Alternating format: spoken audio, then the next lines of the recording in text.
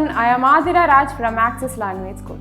In this video, we will be discussing about the leading myths about OET examination. There happens to be a lot of myths or misconceptions about the OET examination. So let's have a look at it. First one, a certain number of spelling and grammar mistakes are allowed in the OET writing task. This is not particularly true. There is no specific number of mistakes that you can make in the OET writing exam. Instead of that, they will consider the frequency of errors that you make in the exam. So you should try to minimize the errors.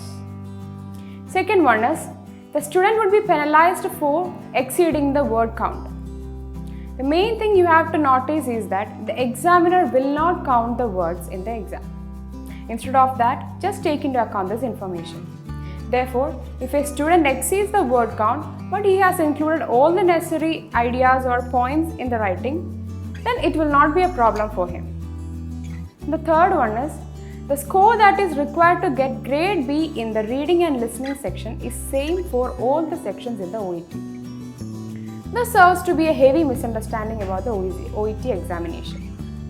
The score that is required to get grade B will depend upon the complexity of the material that is used in the examination. And the last one is, the spelling should be perfect in the listening part A in the OET examination, otherwise you will lose marks. So there is no need of exact or perfect spelling in this session. Instead of that, you have to ensure mainly two things or two factors. First one is, the word you spelled out is understood by the speaker. Second one, by changing the spelling of the word will not change the meaning of the word.